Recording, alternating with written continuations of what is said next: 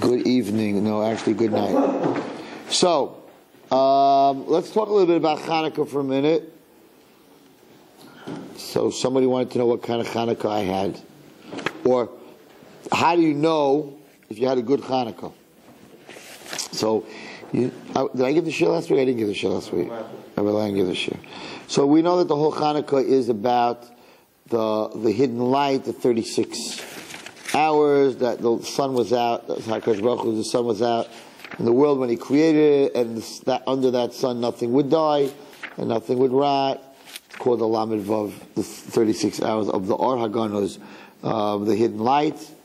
And Hashem saw that since nothing died, nothing rotted, that the Rishaim would live forever. And that would not work well for the world. So he took it and he hid it till Mashiach comes. But he brings it down to Bnei Yisrael. He brings it out in many places that those 36 hours are actually in the candles. Because if you take the candles, 1 the first night, 2 the second night, you add that's 3, 3 plus 3 is 6, 6 plus 4 is 10, you do every single night, it comes out to 36, the 36 hours.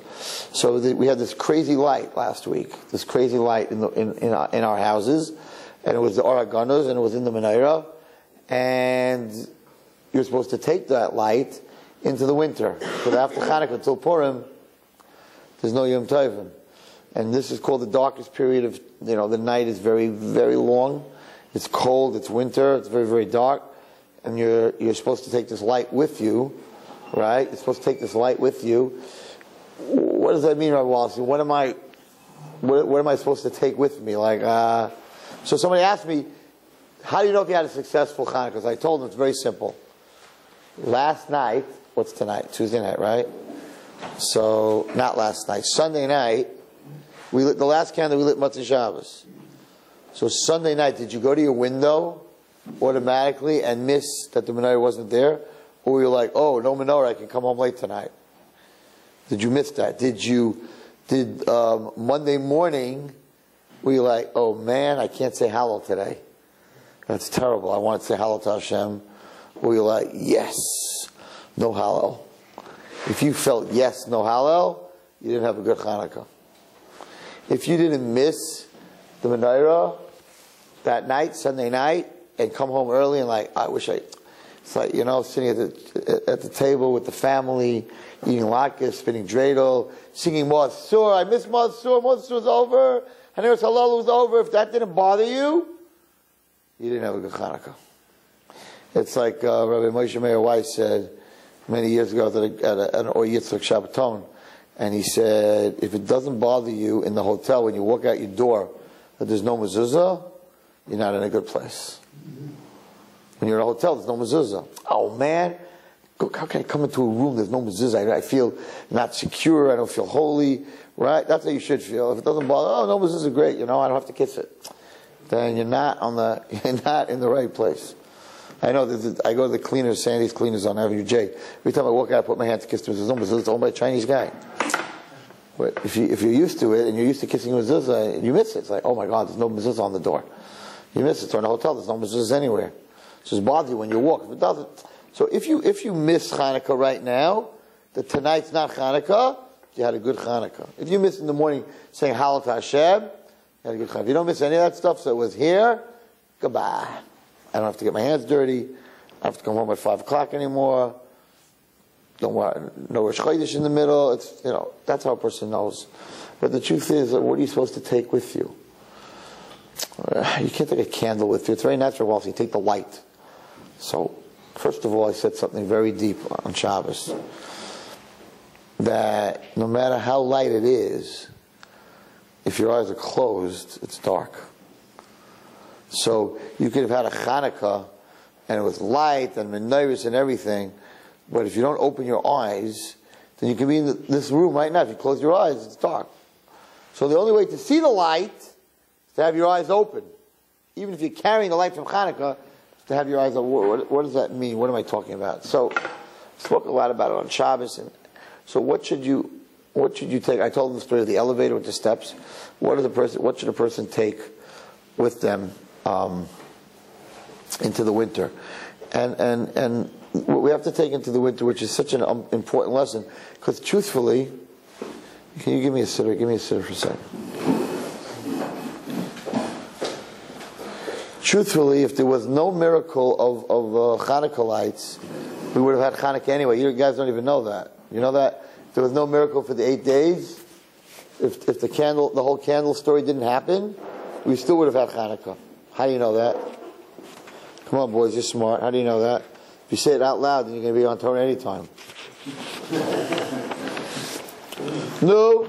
How do you know they never found a can of oil, or if they would have lit the can of oil and it would have just lit that day and gone out? We still would have had Hanukkah. How do you know that? Come on. Huh? The war. How do you know that you would have had a yontif because of the war? You guys, it's my fault because I started the shir so late. Definitely at 10 o'clock you would know the answer. It's now 10 to 11. What? No. Come on. They're all watching. They're waiting. They're all screaming at their screens right now. Ah! What's the yontif called? Why is it called Hanukkah? Because of a candle? No. Chanukah, because they rested from the war on the 25th. The whole holiday is called after the war. So there would have been no candle. It still would have been called Hanukkah. That's what it's named after. Hello? How you doing? So what's up with the candles? So it would have been a yontif anyway. How do you know that besides that the name is Hanukkah? From Al Anisim. Because Al Anisim does not say, we celebrate, right? Celebrates. It says that these days are Lohaydais, Ulahalel, Ulashimcha Gadol. And it doesn't say because we had candles for one day that lasted 8 days. It says because of the war. So the whole Hanukkah, by the name of it, really represents the war. That's it. It seems to be that the candle business came after that. And if you look at Al Anisim, it tells us, right?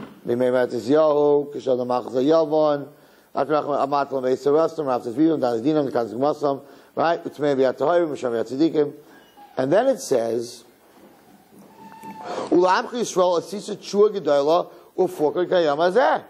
and you made a great victory and a great miracle on that very day. Va'achar came, afterthoughts, after it's already Chanukah because they won the war. They came to the house, and they turned over the Heichal. The Tiharu es Mikdashecha, and they made the Beis HaMikdash Tahar. Then then they lit the candles. Seems so far at this point there's no miracle, right? Then the last thing it says, "V'kavu shmoinas yimei Chanukah elu," and they made these 8 days of Chanukah l'hoides l'halu l'shimcha gadol, to praise Hashem. Why 8 days? According to this Al Anisim, there's no reason for 8 days. They won a war, they cleaned up Beis HaMikdash, they lit the menorah, and for that reason, 8 days, it doesn't say anything about it lasting for 8 days. Not a word. So the whole Al Anisim, if you look at it, doesn't really make that much sense. Because it's already telling us, and there's a miracle for 8 days, and you're not telling me why. To me, why should it be 8 days? They won a war, they cleaned up, they lit the menorah, and now we say halal. So, there is a chazal that says, boys, there was no can of oil. I think it's even the chidah.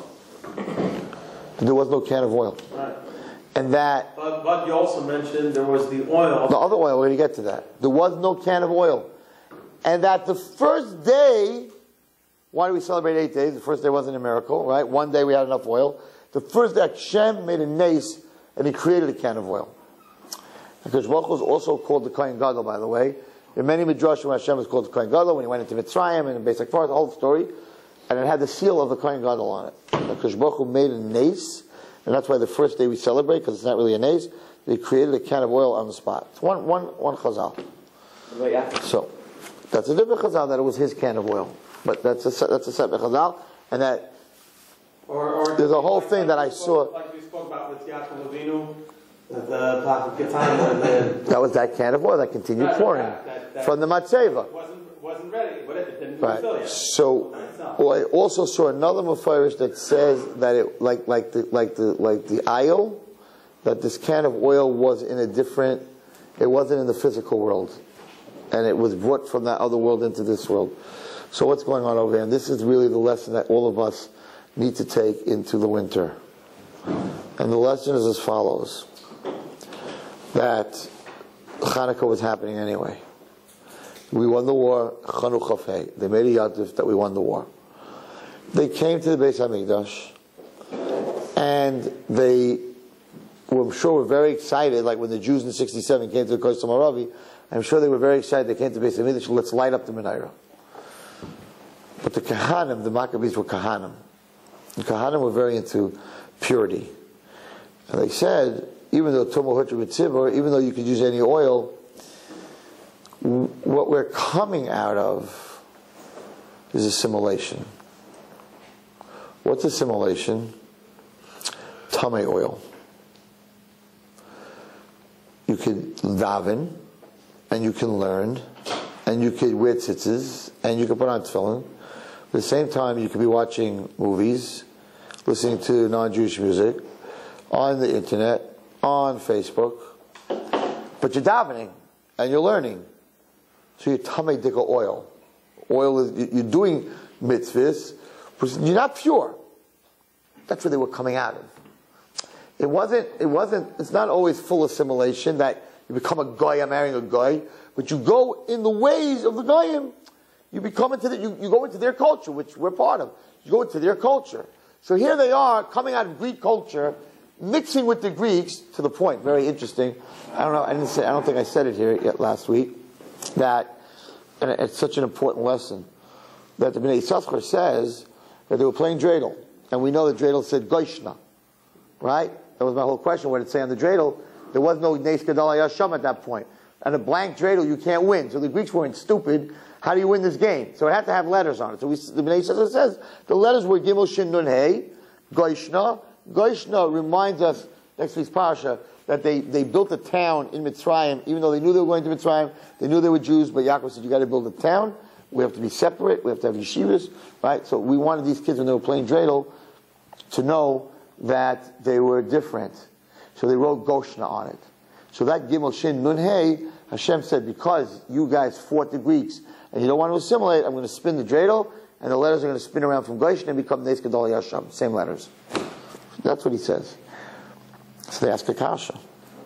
If the whole reason that they're playing dreidel is to remind them that they don't want to, that they want to learn to fool the Greek guards, why do you have to write Goshna on it? The whole dreidel, the whole game was created so that you could fool the Greeks, so that you could learn. So why do you write Goshna? The whole dreidel game. Could have wrote 1, 2, 3, 4. The whole dreidel game was created because I'm learning. So you have to tell me that I'm different? I'm learning. That's why I'm doing it. He says very deep. He says, even though you're doing the game to learn, right? But the bottom line is the game that you're playing is Greek. Is gambling, is spinning a top.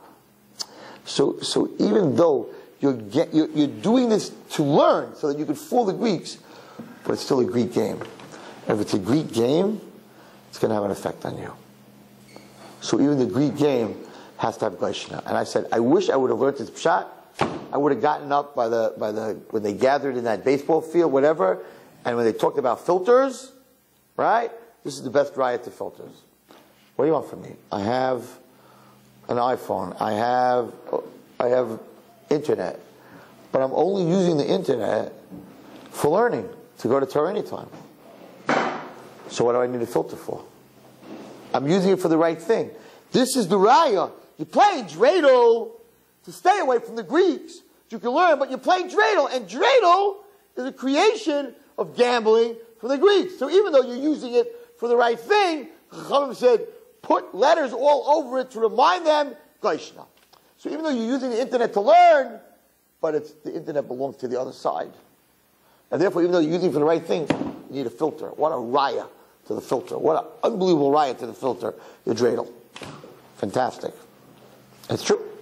So So even if a person's using it, what do you mean? What do you want from me, Rabbi? I'm only using it for good things. Yeah? So they're using the dreidel for good things, and they said, no, you got to put a filter, you got to write Goishna. So while they're playing, because otherwise, it's the same thing by Yitzchak. We spoke about this. So it says that when Esav married a Canaanim, so they sacrificed to their Avodah Zarah, and Yitzchak became blind. The smoke went into his eyes and he became blind. So why? Because it was smoke from Avodah Zarah, it was tamei. So everybody asked, so Rivka should become blind too? Smoke from Avodah Zarah went into her eyes.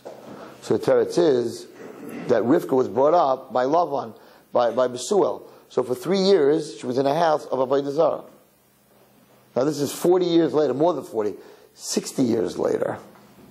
So she's out of this house for 60 years, and she's in Sarah's tent, and she's living with Yitzchak. But the smoke of Avodah Zarah won't bother her anymore, because she's desensitized. Yitzchak was brought up in a house where Avraham Avinu made the Arabs wash their feet because they had sand, and they bowed down to sand, so you can't bring a grain of sand into my house. So his house was so pure, so that it was so pure that a little bit of smoke from Avodah Zarah, he was so sensitive to tamei, made him blind. So when you think you have kids, and that's why I met this person who doesn't let their kids watch TV. And I'm like, you don't want to watch Elmo? Sesame Street? Come on.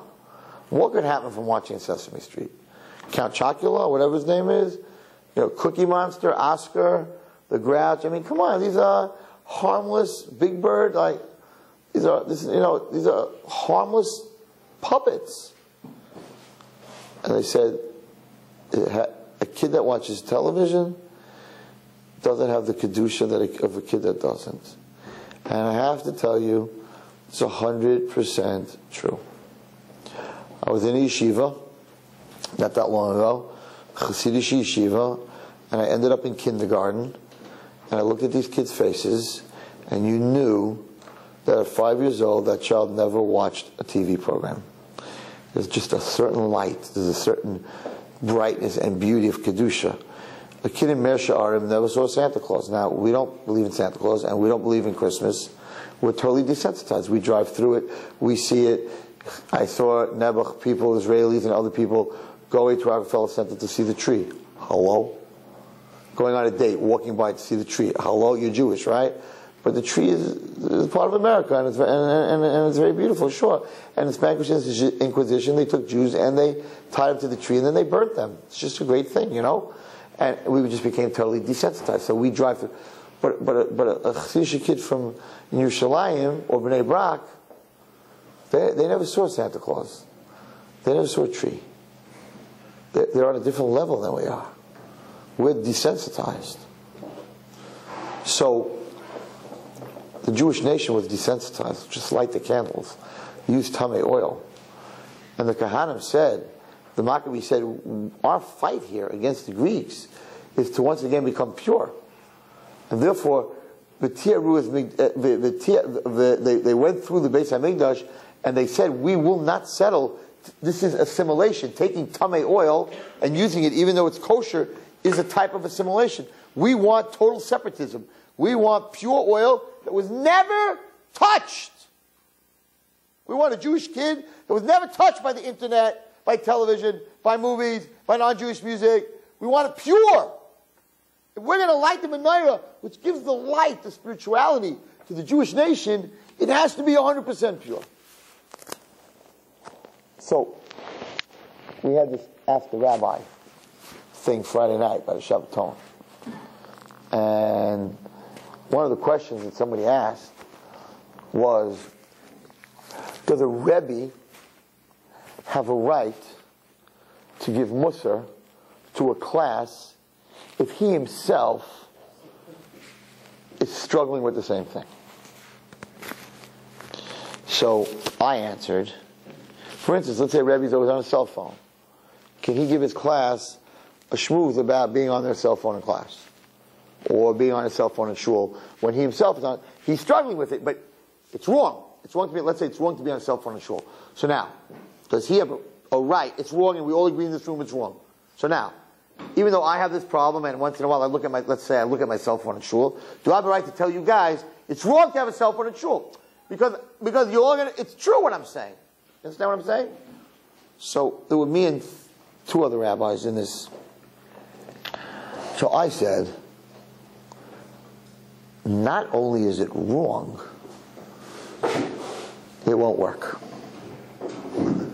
In other words, if I'm on a cell phone, if I talk to you guys about if I talk to you about not looking at girls or at women, and I crossed the street today, and a girl crossed the street, and I took a long stare at her, do I have a right to talk to you about it?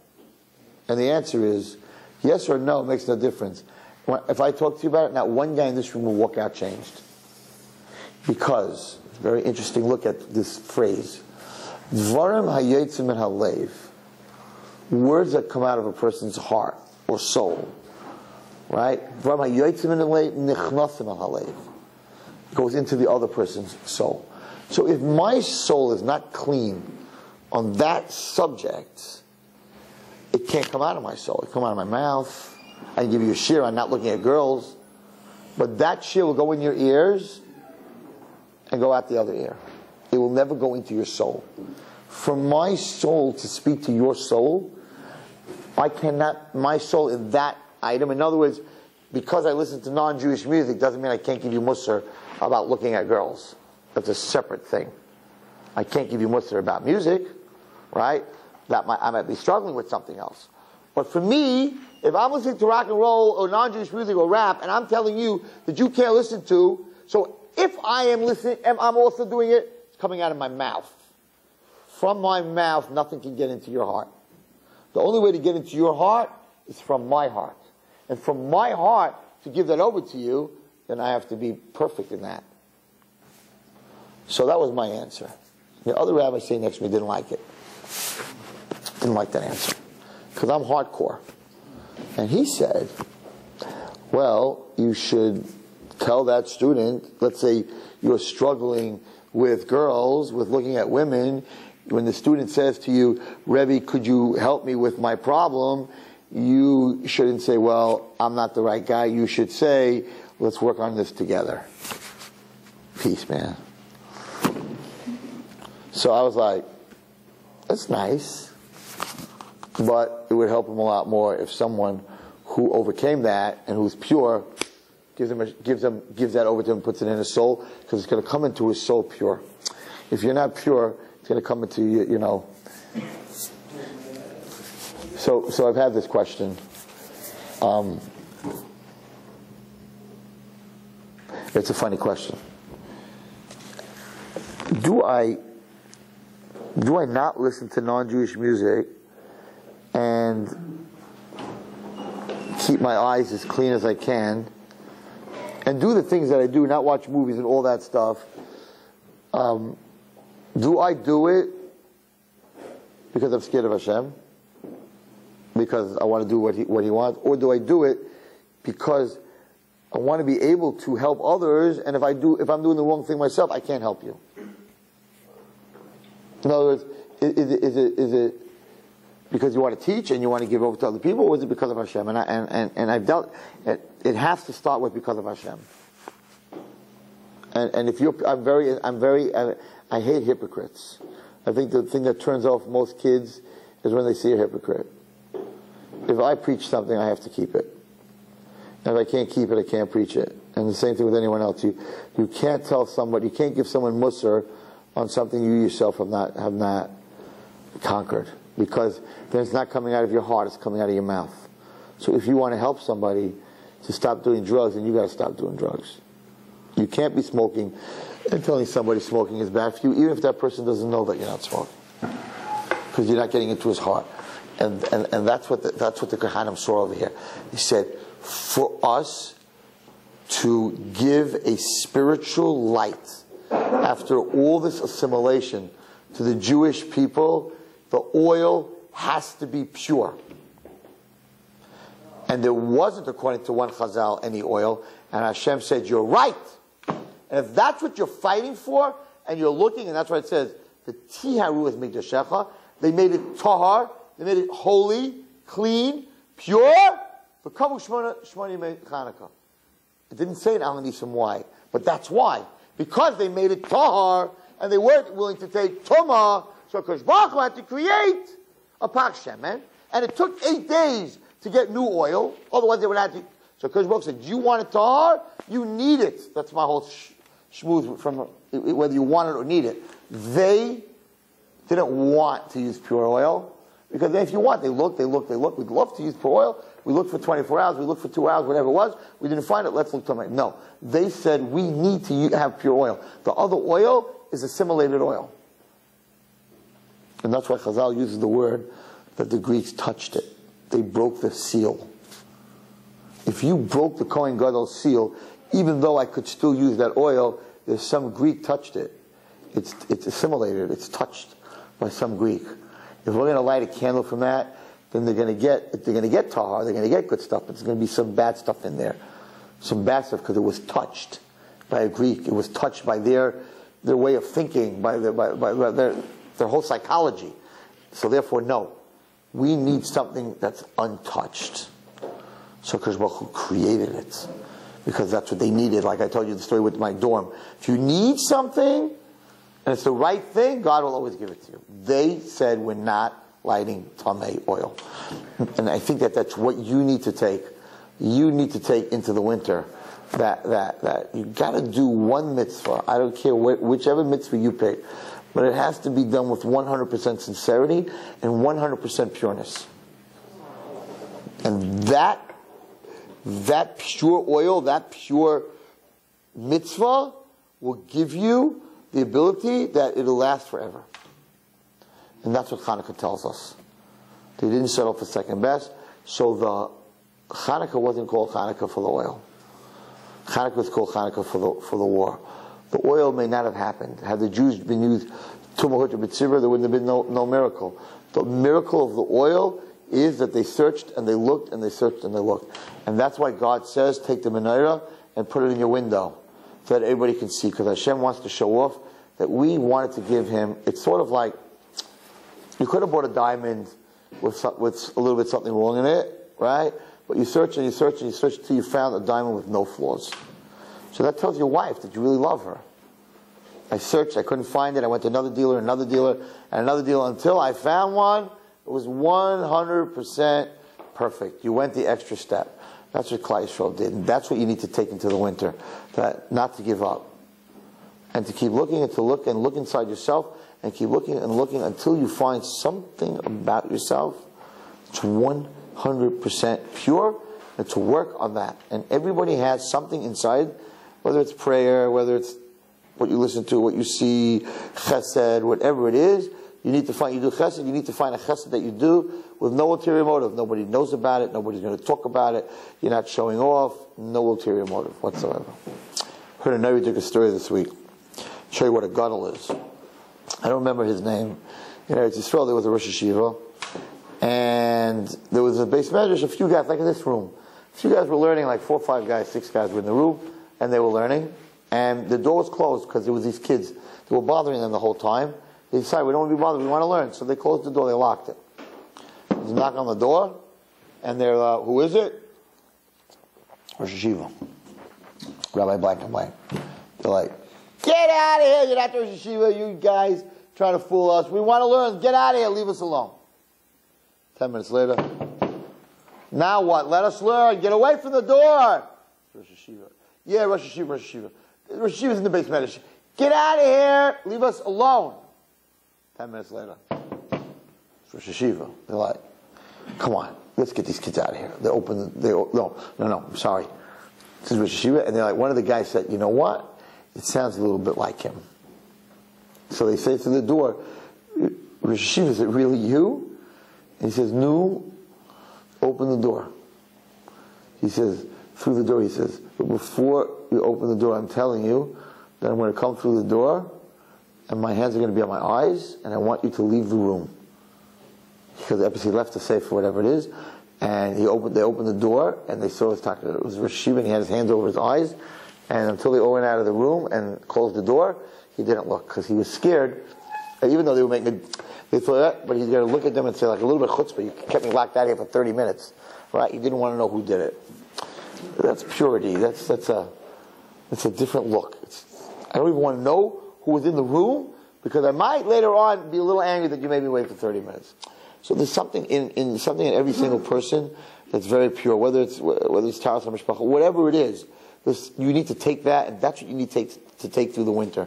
And you have to say, I need this part of me to be pure. I'm not willing to mix it with any Tamadik oil, even though Tamadik oil is 200 mitzvah. And it's a very important lesson. And that's why we have 8 days of Hanukkah. If it would have just been the war, we would have had 1 day of Hanukkah. And we learn from this that the need of doing something pure and doing something right is l'mala min teva, is above teva. And if you go into the winter knowing, if you want to do something, and anything that's done 100%, I can tell you from my experience in my life, if it's 100% pure and you're doing it 100% l'shem shemayim, not to make money, not to get called up, in front of everyone, not to become famous, if you're doing it 100% l'shma, you can do things that nobody else can do, that the people who don't do l'shma cannot do. You can do the most amazing thing, you can change the world. But it has to be pure. And that's what we learn from Hanukkah. Hanukkah teaches us purity. And that's it. The rest of it you don't have to worry about, because hadlaka oiseh mitzvah, once you light the menorah, if someone comes and blows it out, it's kosher. You don't have to relight it again, halacha. It's nice to relight it again, but you don't have to relight it again. So even if you're not successful, you have to start off with v'tiyaru es migdashecha, that you have to be tar, you have to be holy. If you're holy, then you have a chance to, this winter, till Purim, you can change the whole world. Okay, that's on Hanukkah. Now on the Parsha. So, I have to pull this apart a little bit. I want to tell you what's going on over here. So first of all,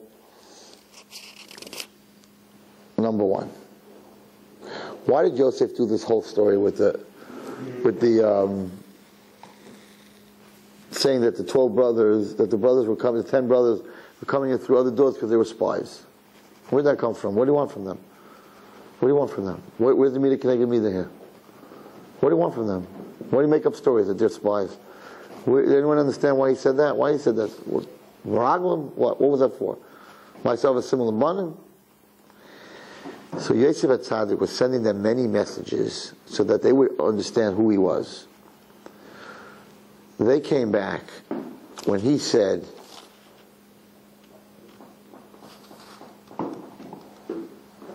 and Yosef remembered the dreams. Tell me how you explain this pasuk in Miketz. He remembered the dreams that he dreamt about them. You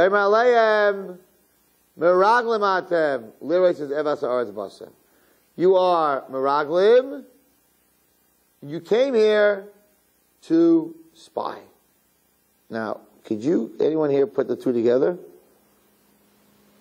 He remembered the dream, so he called them spies. Did he dream spies?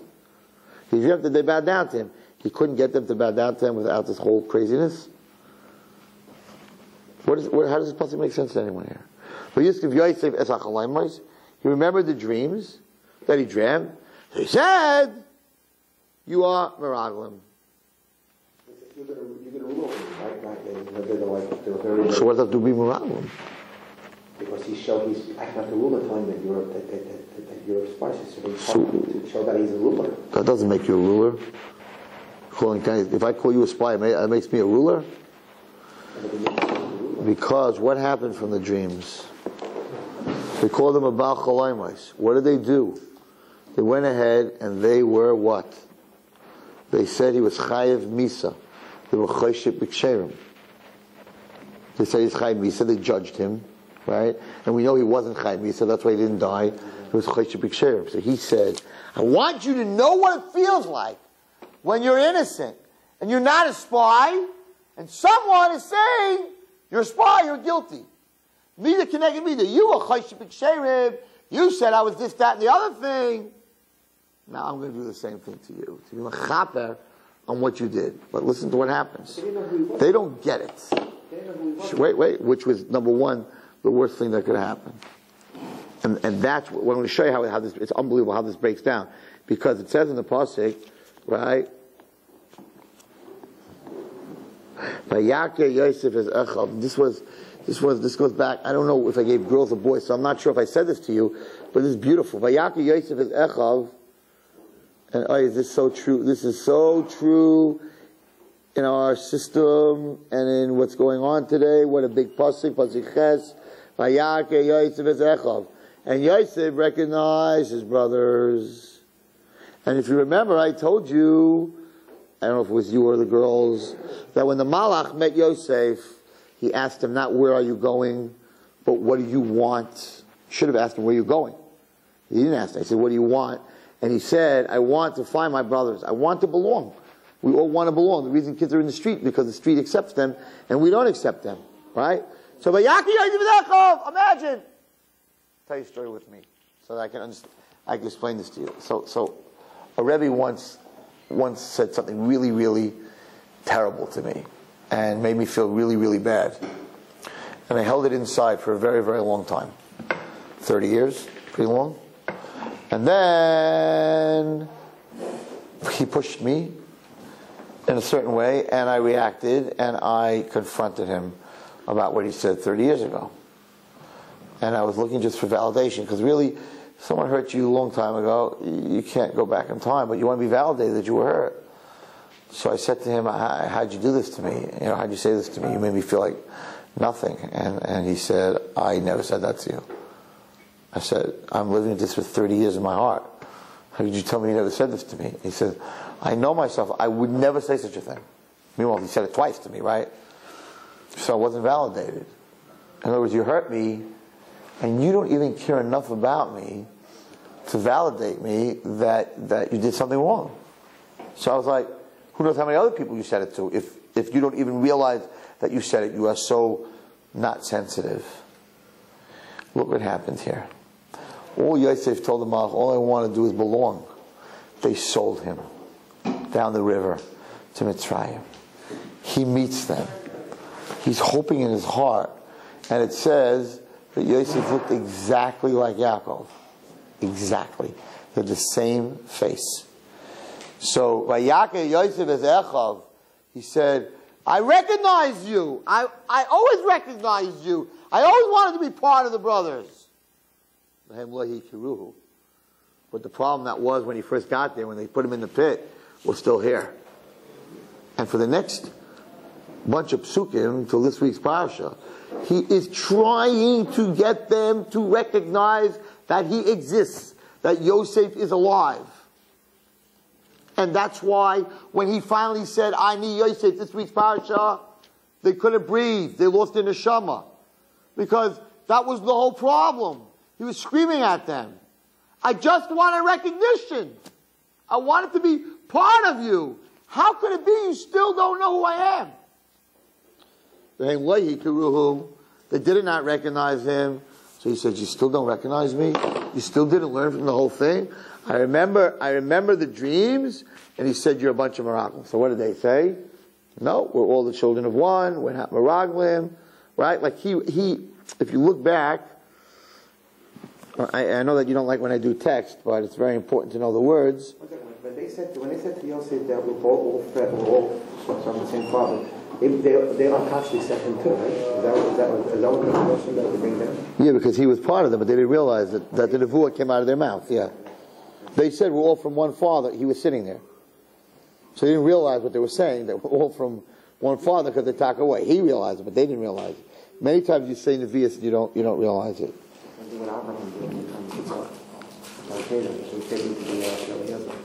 We'll be back.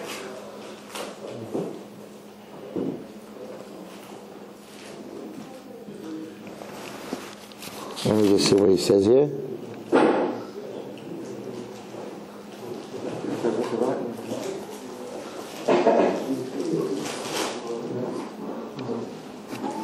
He says he felt bad that they didn't have pity on him. Okay, let's go further. I'll find it. Okay, so they go through this whole thing.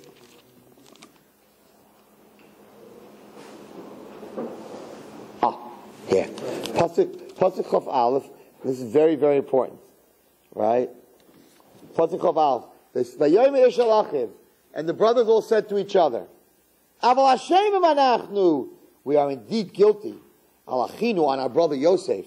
Asher re'inu tzaras nafshe b'tzchanu elenu. We saw his heartfelt anguish when he pleaded with us. V'loy shamanu. And we didn't listen. Al kein bo elenu at tzara hazos. That's why we're in trouble. They totally missed it. What was Yehuda saying here? What were the brothers saying? Really, he deserved Misa. Really, he deserved to be sold. Really, he's bad. But we should have had pity on him. We're right, but we should have had pity on him. Because he was our brother, and he was crying. We should have had pity on him.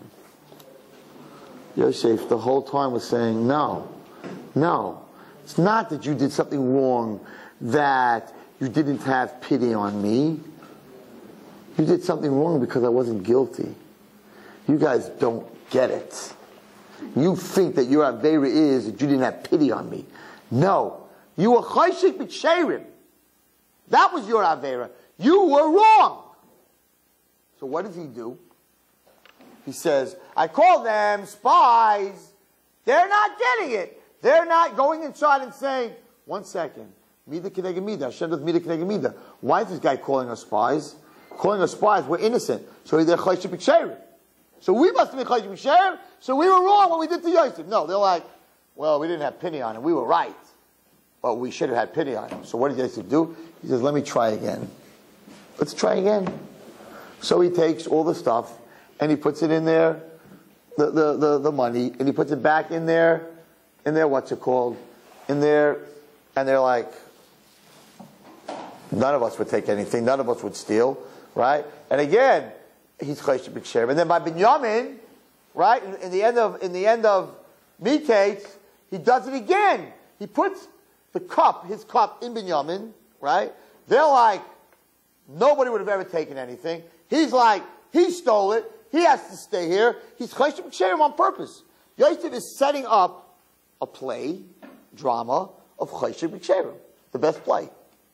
Right? Chayshik B'Tsherim. That's not true. Binyamin didn't take it, so they should have said at this point, what's going on over here? First he calls us spies. Not true. Then he says Binyamin stole the cup. No way. Not true. Hello? How does it feel? How does it feel when someone tells you you did something that you didn't do? How does it feel to be accused falsely? Get the point. Come back and say, Hashem, we're sorry that we made a mistake and we accused our brother. Look what happens every single time. They don't get it. So now we go further, right? We go further.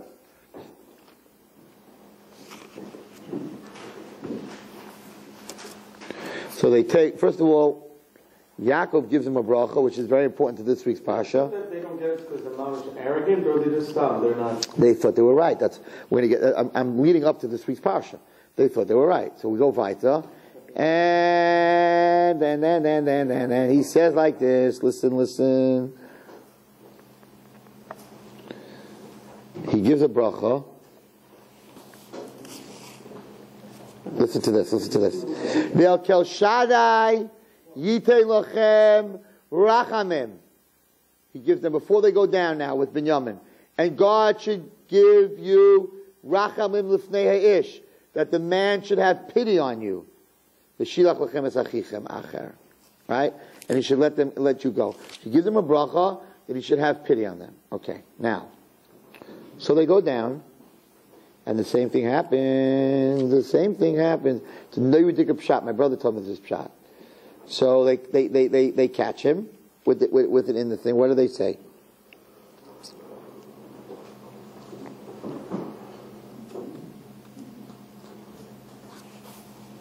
They take down their thing. They open it up. And he says,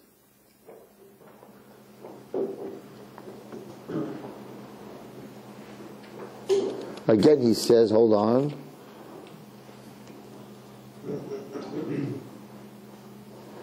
That it's because we didn't have pity.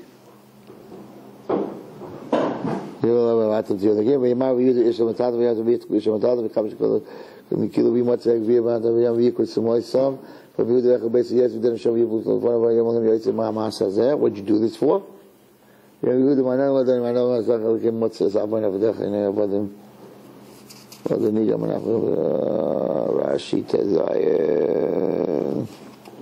didn't get it yet.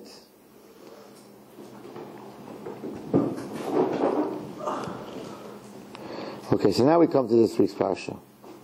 So what happens? So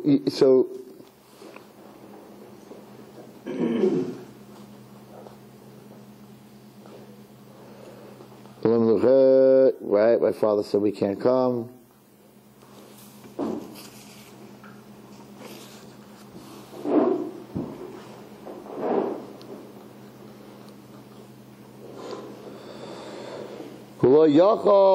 Yosef, he wasn't able, Pasuk Aleph, Perak Mem Hey, could not restrain himself anymore, couldn't hold himself back. And he made sure that nobody else was in the room. And he began to cry.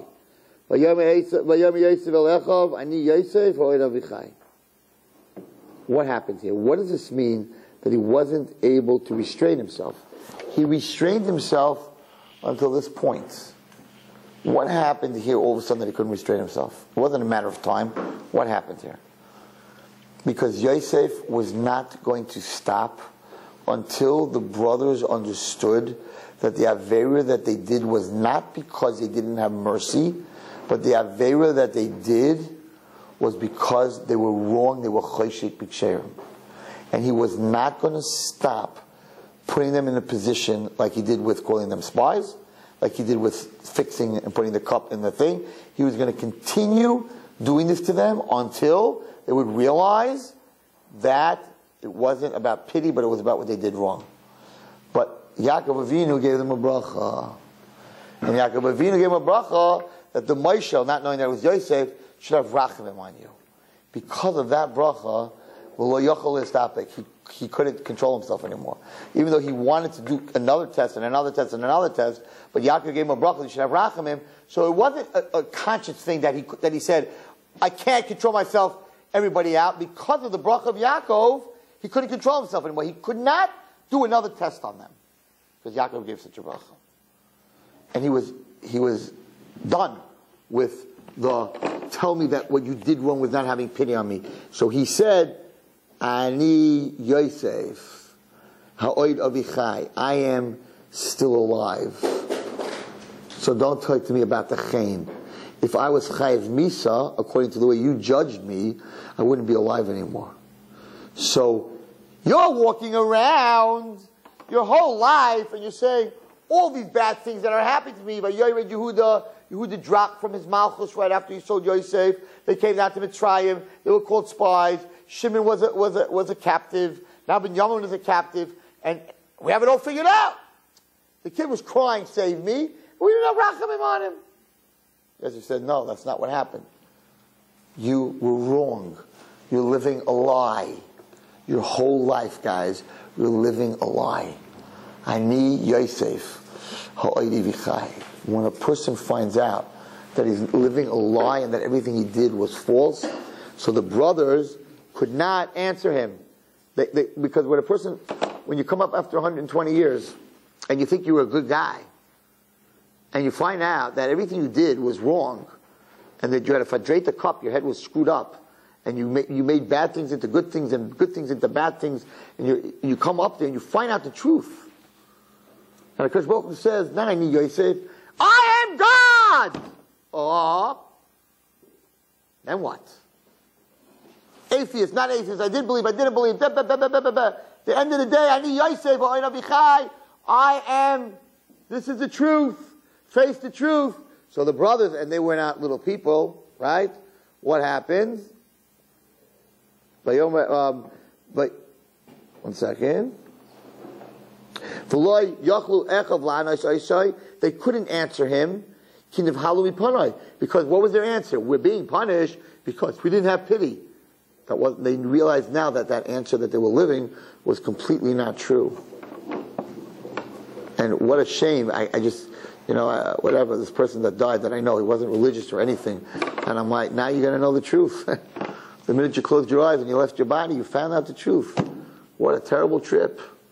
To find out you lived your whole life and you thought it was about cars and money and girls and music and clothing and shoes and ties and all this stuff and food and all the stuff that you think life's about. And then you get up to the next world and you realize all that time and money and effort that you could have helped the world and changed the world. Oh my God, you lived a lie. So it says, and that's what the Medrash says. The Medrash says that we learn from this, right? It's a Medrash Tanchuma. So he says the following. The Medrash says, and the Chida talks about this, that when he said this, it says like this. Before I would say this, there's a very beautiful pshat. Where's my cup? A very beautiful pshat. It says like this in the pasuk. It says, he says, "I need Yosef HaTzaddik, right? The lo yachlu echav lanos ito kidem halumi panav." They couldn't answer him because they were in such shock. So, what does this mean? I need Yosef HaTzaddik. He says that he was trying to tell them that it's not their fault, because if you take the word Yosef, the word Yosef equals 156, right? Samach is 60, Pei is 80, so 16 80 is 140, Yud is 10, and Vav is 6, so it's 156.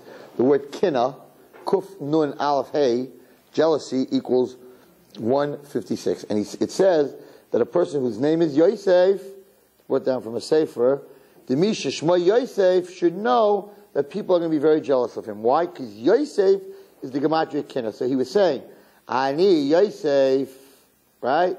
I am Yosef, therefore, that's why you sold me, because my name is Yosef. And you were jealous, it's not your fault. Because of my name, it equals Kina. He was trying to learn schos on that.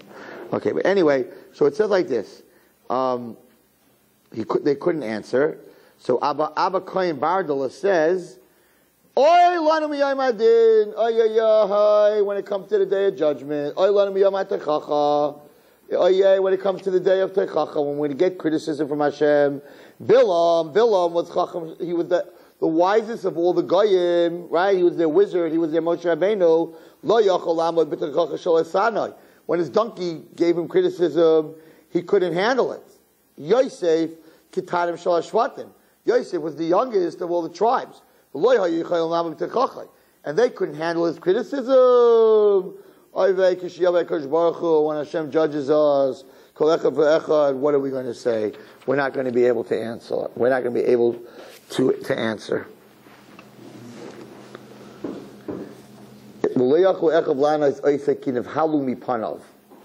So he says here also, the Chidah says that we know that the face of Yosef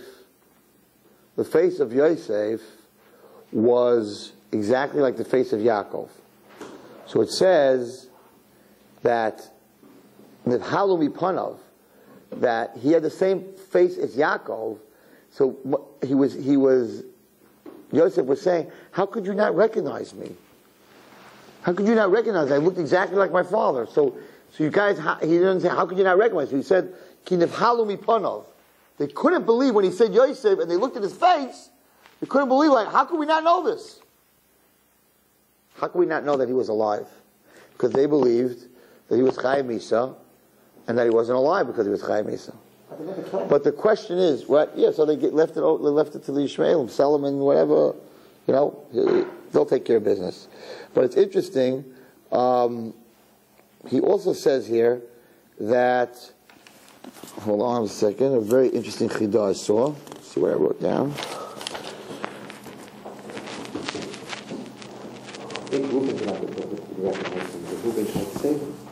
No, nobody recognized him.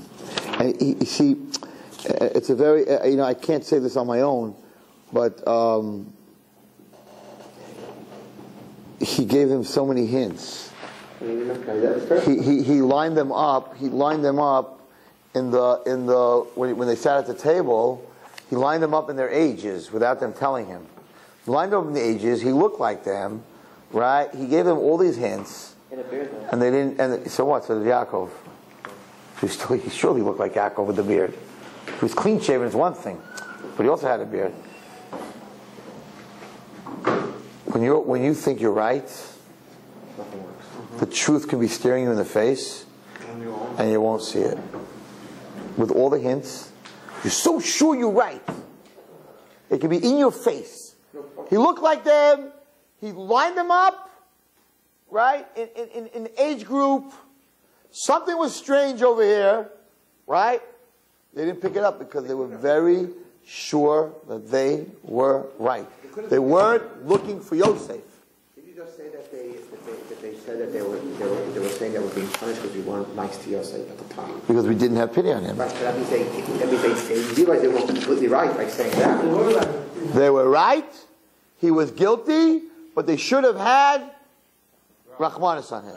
And that's not what Yosef said. They said, don't give me the no, you were guilty. You were guilty for selling me.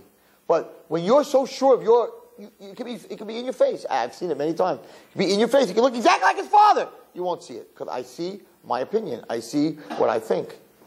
And that's what he said to them. He said, you lived a lie. You lived a life of a lie. But in the end, with the end, who just see who Yosef HaTzaddik was. In the end, he said, listen, the bottom line is that it was meant to be. Doesn't mean that you should have hurt me, but at the end of the day, it was meant to be. And then the Parashat Vayigash, at the end, he tells the brothers, don't go into your psyche and blame yourselves. In the end, I had to come down to Mitzrayim, and I had to save Klal Yisrael. And this almost went to a crazy war between Yosef and Yehuda. Yehuda was going to kill him. And one day, many years ago, I read the Medrash. What a war it was! He broke this, and then Menashe did this, and then he did that, and then Menashe did this, and it was again a hint because they knew that only the children of Yaakov had that power. And this Menashe, whatever Yehuda did, Menashe did one better. Hello, start thinking something's wrong here. And no, he didn't understand. The Medrash says he didn't understand. It had to be from Yaakov, and there's no Yaakov here. It was screaming at him. So many times the truth is screaming at us, but we made up our minds that this is what it is, and it can be right in front of you, and you don't see it. And that's maybe we should learn from this that before you make a decision, before you chesed b'ksherim, before you judge somebody else, you need to think twice, to think 3 times, 4 times, 5 times. What a lesson over here. You don't want to ever hear, there's a girl in my school who is doing like absolutely amazing. And she met the principal that threw her out 3 years ago. And he was like, wow, she went to seminary and she grew up and she's from and whatever it is. And she sort of said, Ani chavi, ha'oid avichai. You threw me out. You judged me like they judged Yosef. You gave up on me. You threw me out. You had Rachmanis on me maybe for half a year and kept me. But then you threw me out. But you were wrong. A little more attention, a little more love, and a little more care. And I could have been this girl for you. So how many times would people say, I need Yosef? I'm your wife. I'm your wife. You've been treating me this way. I'm your wife. I need Yosef. I need Rivki. Hello, I'm your daughter. I'm your wife. I'm your mother. You judged me so many times the wrong way. You're so sure of yourself that I'm in front of you and you don't realize who I am. And you don't treat me the way that you're supposed to treat me. I'm your child. I'm your parent. The same relationship. You don't ever want to get that shock because you can't answer. That's the worst shock in a person's life, is living a life of a lie and finding out all the way at the end that all that work and all that stuff you did was false. And they lost their neshama, it says. They died on the spot.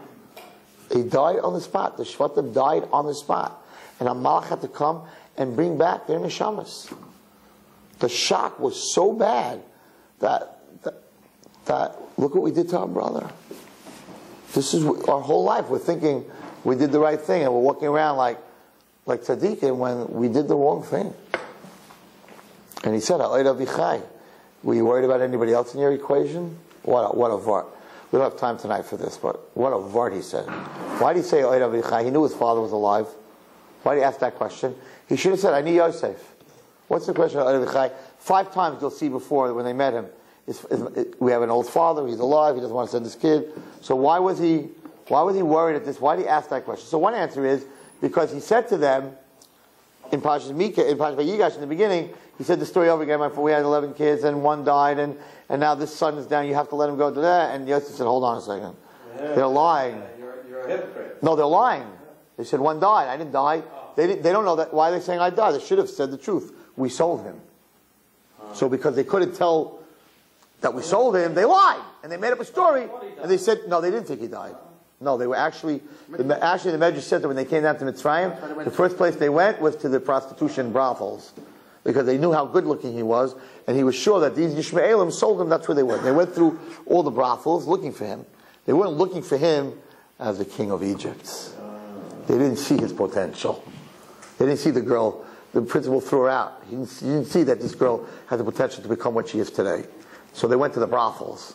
If they would have realized that he's Yosef and he had potential, they would have looked in the kingdom. Where is he? An advisor? Where is he? But they judged him as a lowlife and a dreamer. So where are you going to look for such a person? As a king? So they went to the brothels. They didn't know his potential. And now they found out. Brothels? I need Yosef. Brothels? I'm the guy that just saved the whole world. That's where you're looking for me. So they said, he asked now, they made up a story because they didn't want to tell me the truth that they sold their brother, so they made up a lie so that they wouldn't get into trouble. They said, I died. They know I didn't die, or they can't say I died for sure, so they lied. They're lying because they don't want to tell the truth. So maybe they're lying about their father because they want to get Binyamin back safe. So now he asked, after they said that their brother died, he said, but there's a much deeper question. And this is what I'm ending the share with. He said something neidic. He said, you know what?